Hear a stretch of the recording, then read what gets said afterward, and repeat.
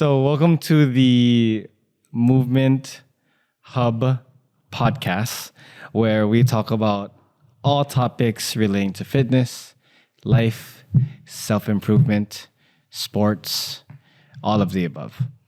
Relationships, astrology, There you all go. that. Oh, zodiac signs. Yeah. You name it. We talk about it. We're here for it. We're here for it, guys. We solve every single problem. So I guess the first topic that I wanted to talk to you about here on the Movement Hub podcast would be fitness competitions. Because as we both know, your gym, Ironbound Performance Athletics, is affiliated with High Rocks, which is one of the upcoming fitness competitions that have been going around the world as of lately. Not quite sure for how long they've been up now, but I've only heard about this in the past couple of years. So give me a little bit of background on what you know about High Rocks. So High Rocks is something that I didn't really know nothing of, and my gym was messaged a couple of years ago, and I didn't respond back to them. And they asked us, "Hey, do you want to participate in this thing?" I didn't know about it. My girlfriend Haley was telling me about High Rocks later on, and I'm like, "Oh, this sounds like a cool idea." And then I looked at their website. I decided to see where they're gonna host. They're global. They go in different cities around the world. So we found one thing that was coming up in a few months, and we decided to go to Barcelona in Spain. And I did my first High Rocks, and I was like, hey, that's kind of cool.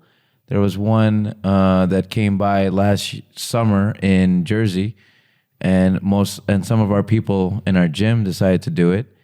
And now there's one coming up this June 1st in New York City in Pier something. And now we're going to be a part of that. So the High Rocks is basically 8 fitness stations.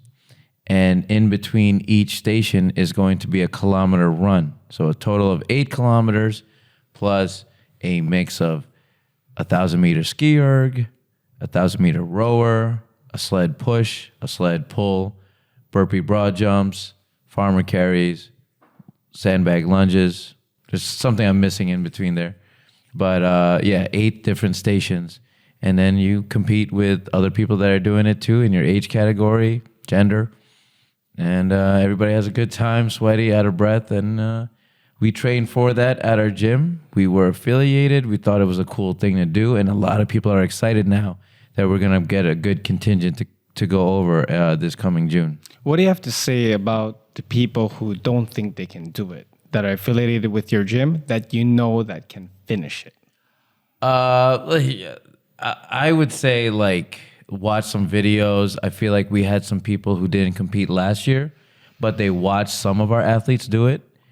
And they saw hey, I think I could do it myself, I feel like try to immerse yourself in that environment. Go through the programming, do some of the stations yourselves. Do 1,000-meter ski erg, do 50 meters of burpee broad jump. I think it was 80 meters.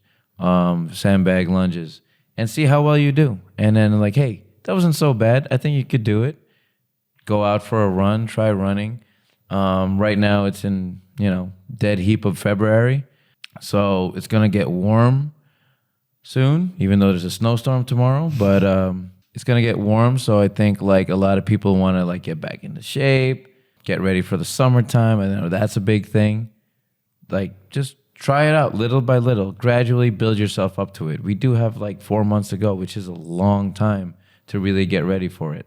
So I highly encourage anyone that's listening, thinking about it, just take the deep dive, have some friends to be accountable training partners for you, and then sign up for it. Sign up, put money down, commit to it, don't bail, and then just come have June fun. 1st. Have fun at it. I think there's going to be, you're going to love it. I think people are going to love it.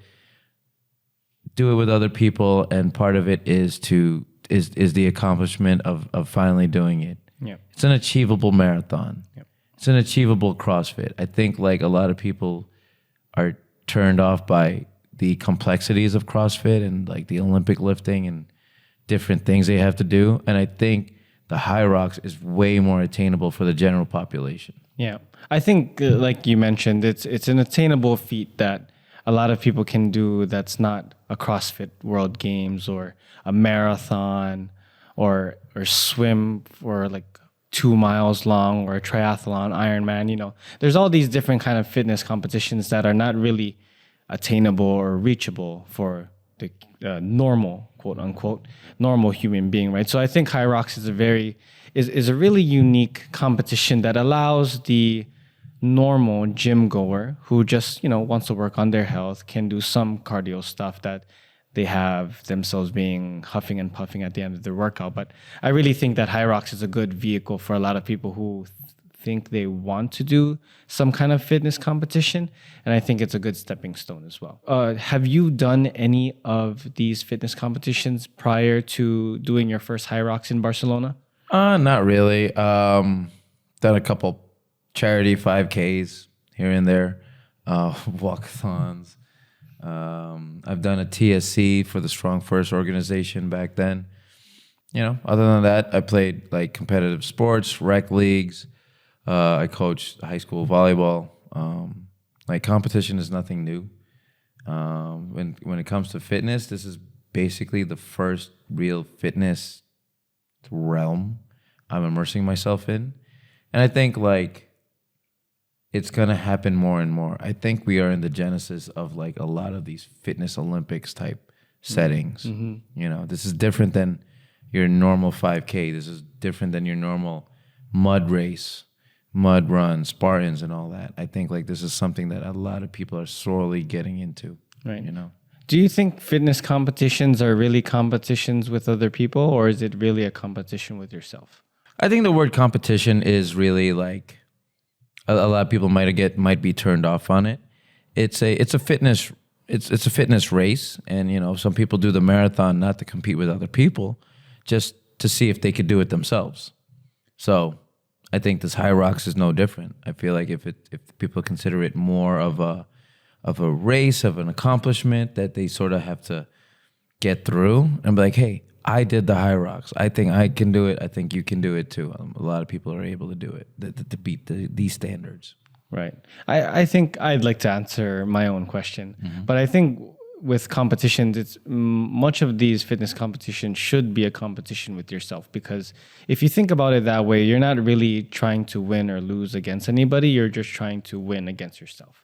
So this past weekend, I did my first run out of the 9 that I have to do in order to qualify for the marathon for 2025 here in New York City. And I was in the 6th group, so G, I believe that's what it was in terms of letters. And I kept on looking at other people that were in front of me as a means of silent competition. And I've come to realize that it can be good or bad, right? Because it's good because I was constantly chasing somebody in front of me. But then it was also bad because anytime I would choose somebody that I could not catch up to, I almost felt defeated.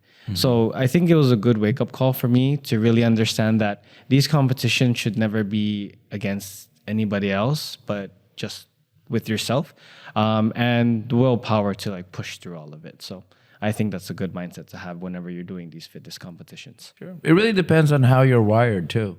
There are people who really like the hunt. There are people who want that fight. I have a lot of friends who do jiu-jitsu, and jiu-jitsu is basically like, even though you're training and you're learning self-defense, a lot of times it's you versus the other person. So every single day they come in, they're always going to be on this one-on-one. There's always going to be, it's like chess. There's always going to be a winner. There's always going to be a loser. And if you like that, it attracts a certain crowd. And for fitness races, it can attract that crowd, or it can attract the crowd that's more intrinsic. But if you are wired that way, you're like, yeah, if I'm driving down the turnpike, no car is going to beat me, so I'm going to pass the next car. After that, I pass the next car after that. It's weird. But that explains my road rage issues. Yeah. Yeah, so. Gotcha. Yeah. So with any of these fitness competitions that you've done, have you worn any of these fitness trackers in order to help you gain an advantage towards completing the competitions? No, I would say I was late to the game when it came to fitness trackers. I didn't really like it. I don't think I like watches. I don't think the Apple Watch is very aesthetic, even though majority of people do wear them, like Fitbits and whatnot. There you go. Look at that. It's an Apple Watch. Hey, look, a watch is a watch. It tells time, right? I'm just an old man purist. That's what I am. So Yeah, you with your G-Shock. yeah, G-Shocks, Rolex, Patek Hey, Philippe's. hey, I let's got go. them all. Hey, my alligator shoes. Casios, Yeah.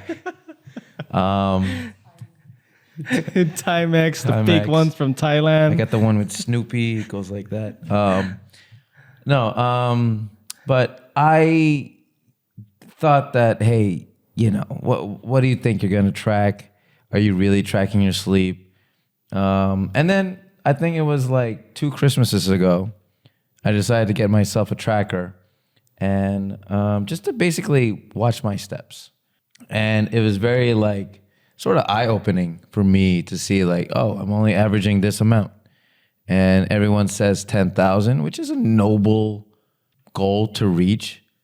Majority of people are unable to get that goal. I know Americans are not reaching that goal for the most part. But it does gamify to me now. Now it's sort of like the way my brain is wired. There's a number that I want to achieve. There's a mountain I gotta climb, and it's a daily process. So it developed an early habit.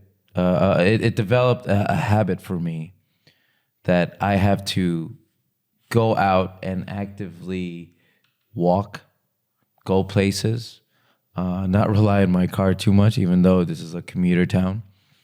And I will say right now, I think these metrics, these watches right now, are really doing a net positive for the general public, for those that are really trying to like develop habits.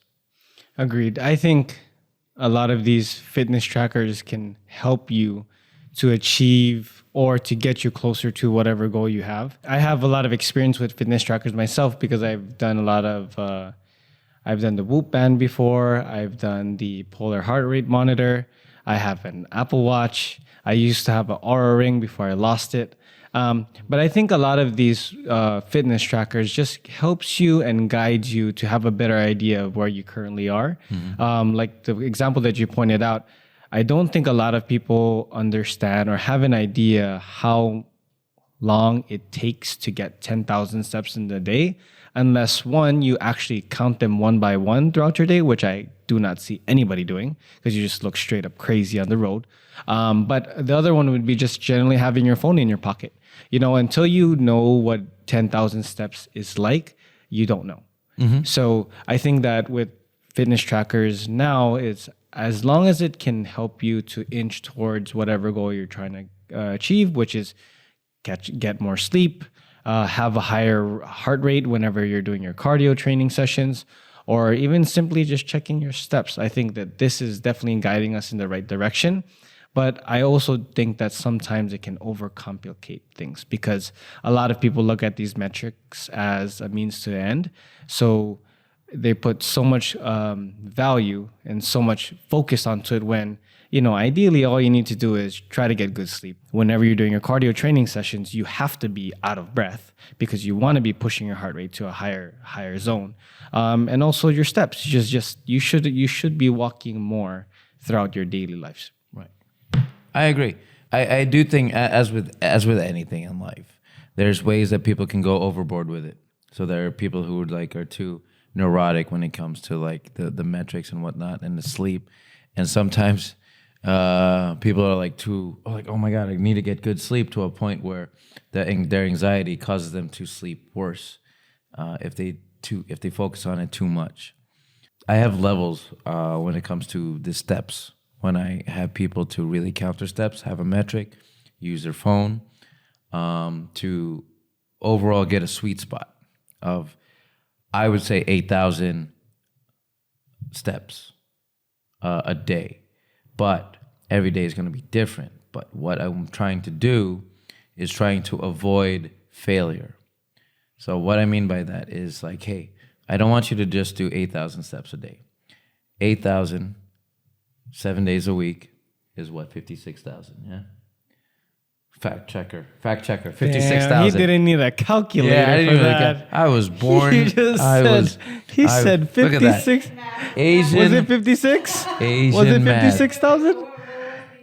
16, 8,000 32, steps a 48. That's day. 54. No, 56. 56. It's 56. Oh my God. 8,000 Damn. steps a day, 7 days a week. That's 56,000 a week. 56,000 steps a week. Damn, homie doesn't count just by 45s. I know other math too. Let's I know go. Yes. Yeah, I know. Calculator. Thank you. It took longer than he did. Thank you, fact checker Haley. All right. Multiplication tables. I know what I could. All right. Carry the zero. Okay, so 8,000 steps a day. So what I do, and it's a little bit of a hack, and this is sort of what I'm sort of like teach clients of mine or anyone I'm trying to like get into the habit of daily walking, daily activity, is you have a goal of 56,000 a week. So your cumulative total is 56,000. So if I say, hey, you have to do 8,000 a day, but tomorrow we have a snowstorm, so I can't go out. So I maybe go around my house, go around my park, walk the dog a little bit. I only did 2,000 steps a day. It's all right. You did 2,000 today. Tomorrow you'll do 10,000. The next day you'll do 9,000. At the end of the 7 days, did you reach your 56,000 goals? And I think that gives them a sense of, I did reach it. I finally got it. I pirate mapped my way to get into 56,000 steps. And that's what I want people to achieve, as opposed to a daily failure. So if you didn't reach your 8,000 or 10,000 steps this day, I would have felt down on myself. I would have stressed eat, whatever. I don't want you to do daily failures. I want you to do daily wins. So I want you to win every day by getting your sleep, getting your water, winding down, get less phone time, and work more to a sustainable, healthy daily habit. Do you think that should be one of the New Year's resolutions that a lot of people should seek? Daily wins, absolutely. I think the small battles is what develops long-term habits. You are what you continuously do. So don't meal prep a little bit here and there. Don't just quit drinking right away. Cut down on it. And then little by little, eventually you'll wean off of it. What do you think is, now that we're talking about New Year's resolutions, and now we're in the end, almost mid-February and almost ending of the February, I'm assuming most of the gyms that were busy the first few weeks of the year versus now, what do you think is the biggest struggle that people have when it comes to sticking with their New Year's resolutions? I think it was setting expectations too high. Saying that they're going to do 15,000 steps a day rather than saying, I'm just going to do 5. Okay, hey, I haven't done shit for since Thanksgiving. And all of a sudden, come January 1st, I'm going to do 75 hard or some nonsense like that. Sorry, 75 hard. But they're going to overexert themselves to a point where at the end of something, they're like, all right, now what? What's the next goal to achieve? And instead of doing that, the goal should have been just to find small wins, weekly wins, daily habits that you're going to carry on into your later years. So for myself, what I want to do is my New Year's resolutions, which I'm a big proponent of, and I'm all for it.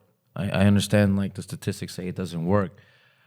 It works for me because I know it did, I'm also an all or nothing type of guy, so I might not be the general. I'm not everybody. What I'm trying to do this year is sort of hey, get my sleep better. A shower, 9 o'clock. 9:30, I should be, taking a shower. Around 10:15, I'm winding down. I'm limiting my phone. I'm closing off the lights so we're not stimulated by the blue light. just like getting it to go. My list of things to do for the week, have it planned out. So that's the thing that I'm doing for myself. And that's it. It's not much. I'm not like solving a cure for anything. I'm not building rocket ships. I'm not doing anything that's groundbreaking. I'm doing small, attainable things. And when I achieve the small things, in my mind, that was a win. Today, that was a win. Tomorrow, I wake up. I do 5 minutes of movement. You could do your meditation. You could drink water. You could do your morning affirmations in front of the mirror. That's a win. You know why? Because I said I was going to do it.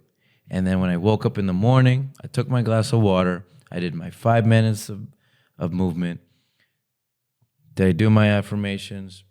Did I do whatever it is I need to do? Meditate? I did it. Cool. That's a win. I think you should check that off. It feels good to have check marks. It's better to have to-do list than a to-don't list. So a little attainable goals that can help you throughout the day to check off the check boxes on your to-do list in order to be on a winning, what do you call it? A winning streak, if you will. Yeah. It's psychologically just like, it's more, you get that, like, I don't know if it's a dopamine effect, but you get something out of it. You get like, oh yeah, I did that. So at the end of the night, did I do what I set out to do? I did my daily 9 to 5. I went to work. But before I went to work, woke up, I did my routine. And at night, I did my closeout routine. And in the middle, like maybe, I did what I did too for work. And I helped some people along the way. I did my workout. I'm going to do workouts 3 times a week. So Monday, Wednesday, Friday, I must do a workout. So did I do my workout? That's a win. If someone said I'm going to work out 6 days a week, 5 days, 6 days a week, there's a day like tomorrow, snowstorm. You might not get that opportunity. So, but if it said 3 days a week, I got to win. And if I have a 4th day that I worked out, that's a bonus. That's a treat for myself. So something that you can see that yourself doing that is attainable, that can be a win, is really good for developing future habits. Right. So are you more leaning towards the camp of under-promising and over-delivering, over-promising and under-delivering? I feel like when you say you're under-promising, like you're shortchanging yourself. Yeah, you are shortchanging yourself. I think like you really have to know yourself. You have to know yourself really well. It's finding your sweet spot. Yeah, finding a sweet spot is everything.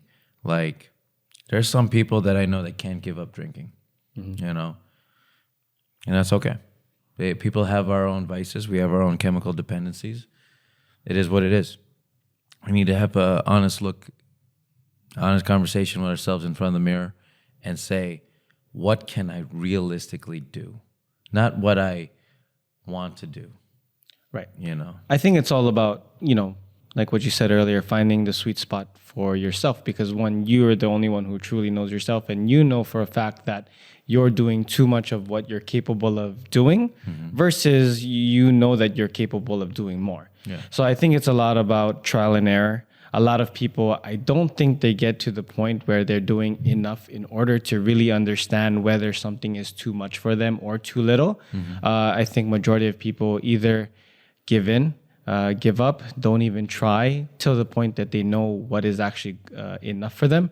I see this with a lot with my clients over the years where, you have the desire, going back to the New Year's resolutions, the first month, January, you're saying you're going to kill it, you're going to crush it. This year's going to be your year.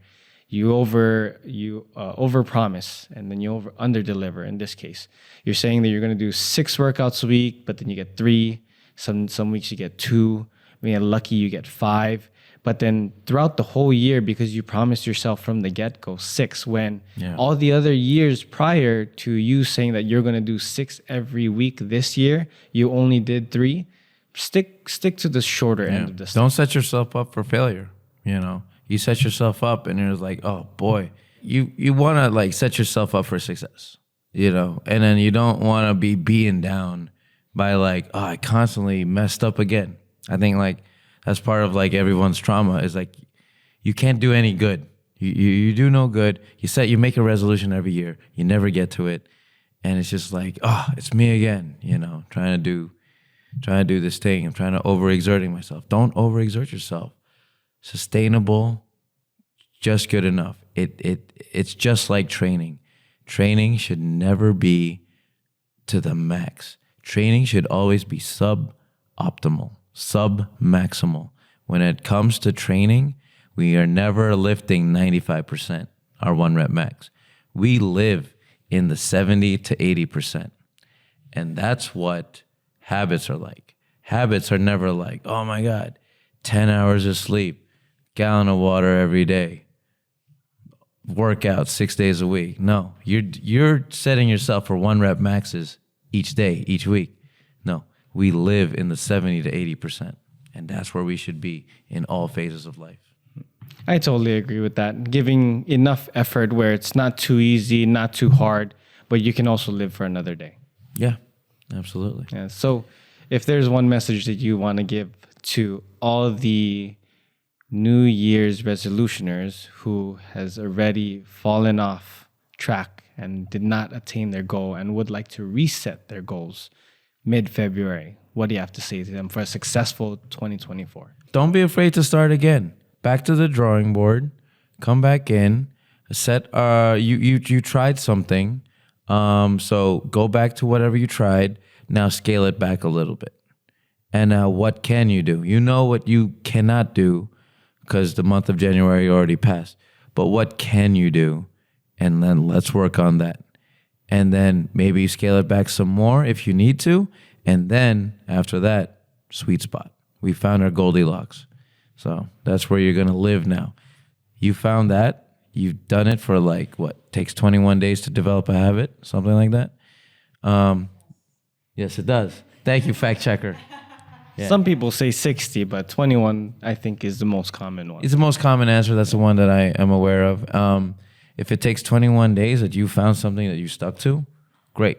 You found your sweet spot. That is the right level that you find. And it has to take some trial and error. And you have to say to yourself, it's okay to make mistakes. There you go. There you go. We need an outro. We need an outro for... Accountability. Any number above 0 counts. Yeah. Measurable accountability. Any number above 0 counts. Huh. Thank you, producer Haley. Okay. Oh yeah. So that was my mic drop, but I had to You had to bring the stand with him. Yeah. I had to force this. Yeah. All right. Well, I think that concludes our third episode, something like that. Yeah. But we will definitely run through more of these going forward. And I love these conversations that we have. And I'm sure that we'll have a lot more interesting topics to talk about. Absolutely. And we'll have some people to share our ideals or to talk shit. We'll see. There you go. All right. Yeah. Peace out, folks. Keep on keeping on.